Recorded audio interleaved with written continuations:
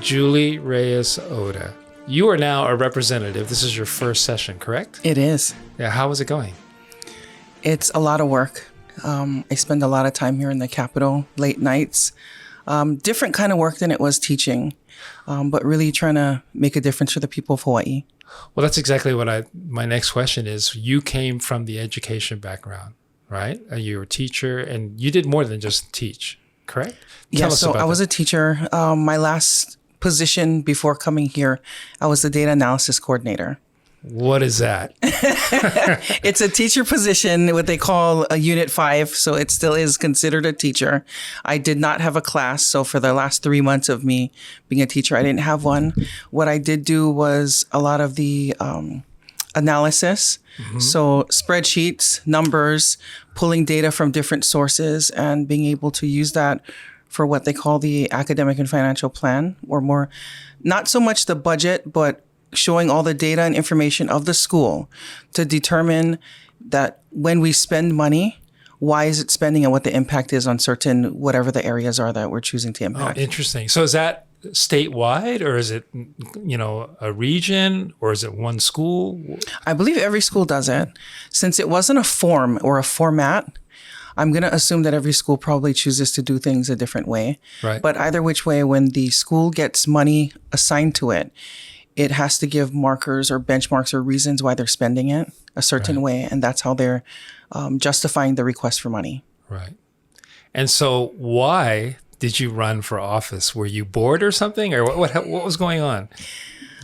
Ironically, I looked up my testimonies because I am a very prepared speaker, and I write all of them on my Google files and save them in chronological order by location. What a teacher.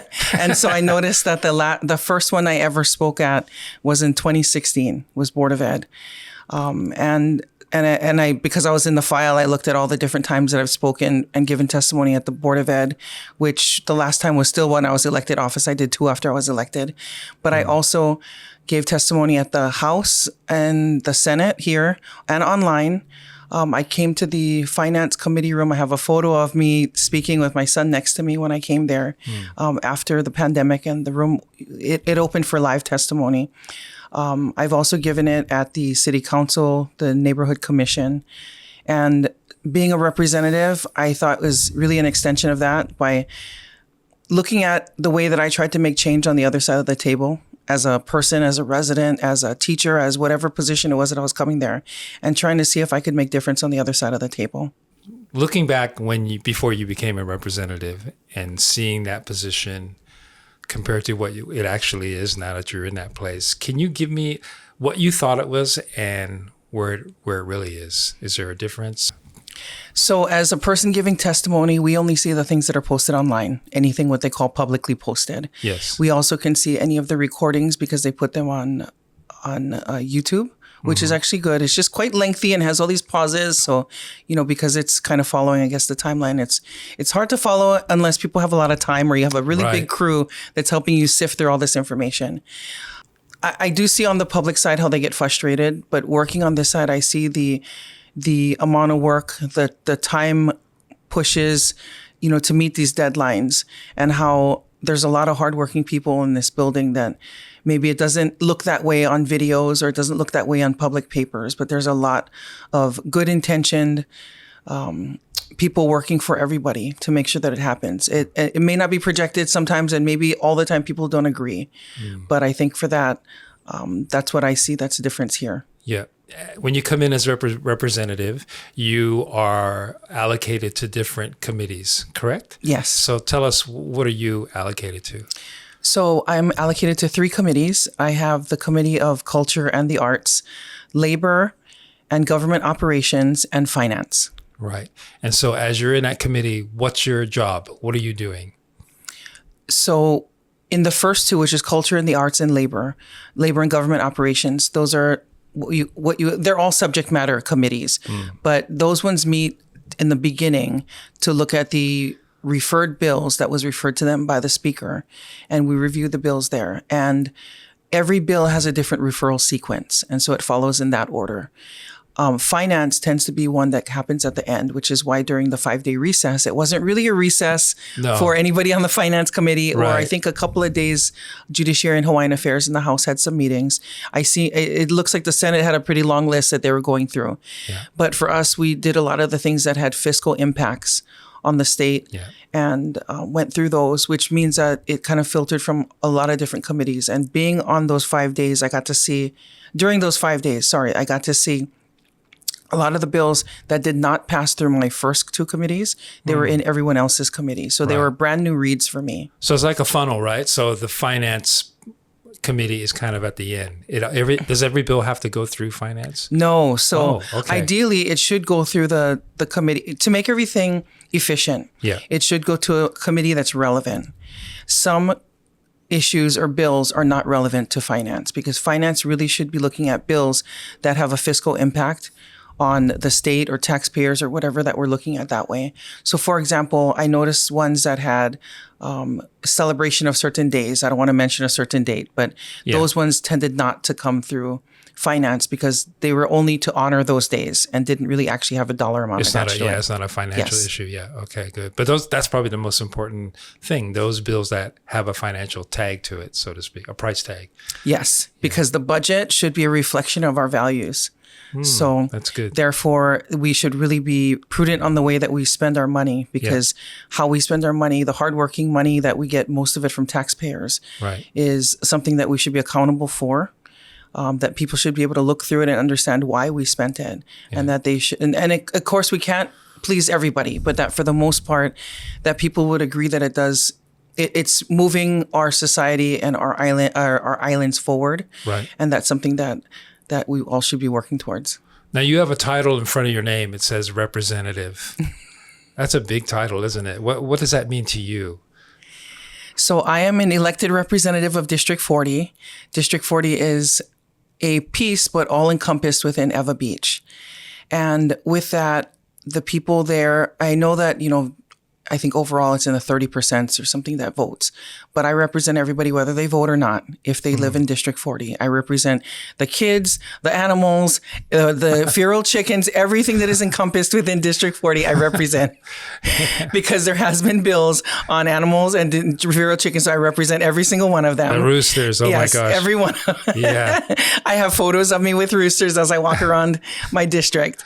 But as far as for the representation there, it really should be, a representation of the vote that I believe that people in the district would want. Right.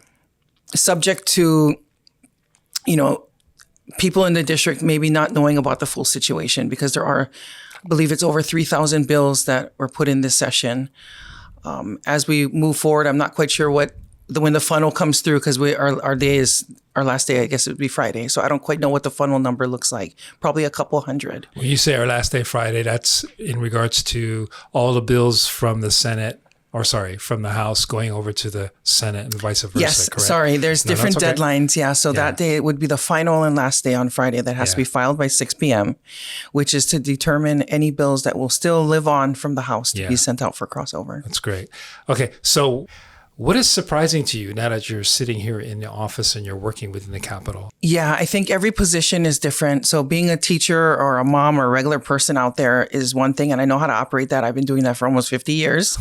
And then we come in and we campaign for office. And campaigning for office is not at all what it looks like when you're doing the job. Yes, it's very different, isn't it? The campaign versus being in the position. Yes, so when you get elected and, the numbers come out and you find out that you win, or you have to wait or whatever it takes to find out that you win, and you get into office, I think it's kind of the point of, I don't know what I'm doing yet and I need to find out. And I think for those, it takes a lot of, probably for me, a lot of quiet listening and learning, because I have to really pick up not only the concrete and discrete written rules that we have here in the Capitol, but also the unwritten rules, because we are working with a lot of people. So any kind of position that you work with people, a lot of it is relationship based.